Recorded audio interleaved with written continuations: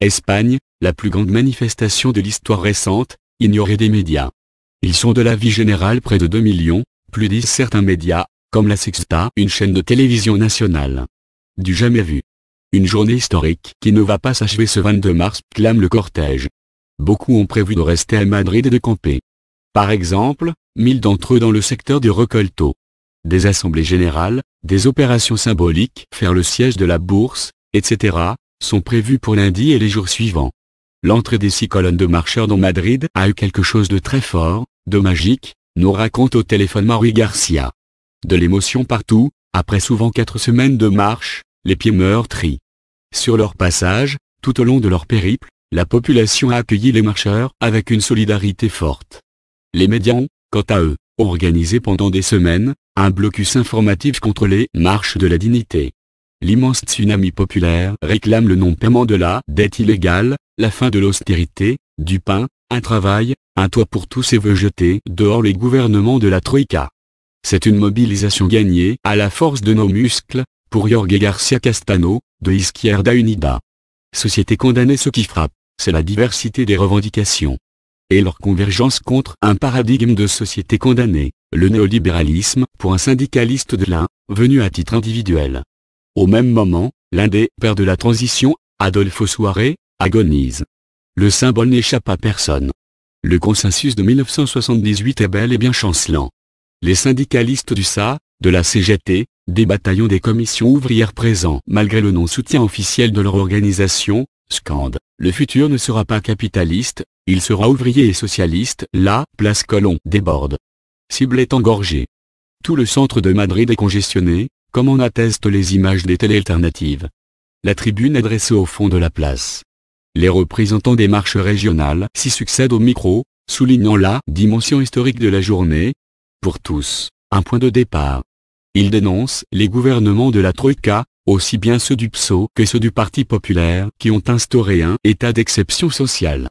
À venir au premier rang, les travailleuses catalanes de Panrico en grève depuis 5 mois.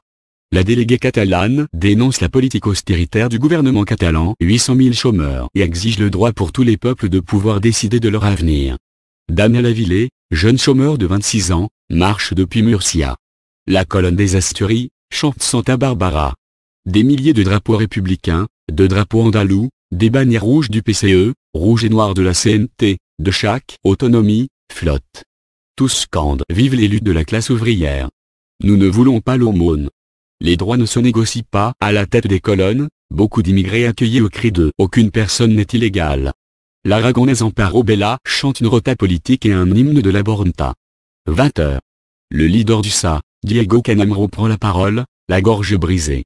Il appelle passionnément à l'unité du peuple et invite la gauche qui a du plomb dans ses poches, à rejoindre le raz-de-marée. Il appelle à la rébellion pacifique. Il lance « Il faut un front populaire ».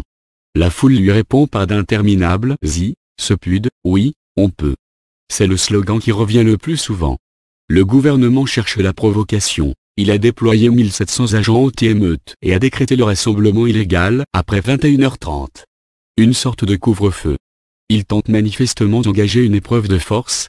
Les manifestants n'ont pas l'intention de se laisser intimider. Ils vont évacuer la place Colón, et ceux qui restent vont rejoindre des micro-campements un peu partout dans Madrid. Le consensus PSOE/PP. Au moment où la marche géante se disloquait à Madrid peu à peu, des groupes de jeunes se heurtaient à des charges policières d'une rare brutalité, plus de 70 blessés.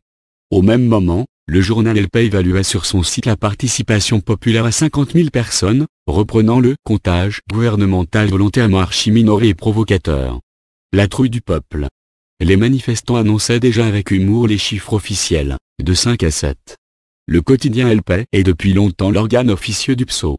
Son compte-rendu sur le site du journal de la marche est au plus haut point crapuleux. On peut lire « 2000 personnes à pied ont conflué vers Madrid ». Les 8 marches se voudraient la métaphore d'un mal-être diffus en Espagne. Il se réjouit à demi-mot que les marcheurs aient des difficultés à planter leur tente du côté de Recolto. Le PAI, en ce qui le concerne, n'a aucune difficulté à planter le mensonge et la haine des mouvements sociaux, des processus de libération des peuples. Il est vrai qu'il appartient à la multinationale socialiste Prisa, de la famille S. Briand, aujourd'hui contrôlée par des fonds nord-américains. Le groupe possédait, par exemple, en Bolivie des journaux, des radios, et avait le monopole sur l'édition des manuels scolaires. Evo Morales le pria de faire ses valises. Ce qui explique son agressivité contre la révolution bolivienne. Frappé à la caisse. La ligne éditoriale du PAI défend les intérêts de la multinationale Prisa et de toutes les autres. Par Jean Ortiz, les chroniques de Jean Ortiz.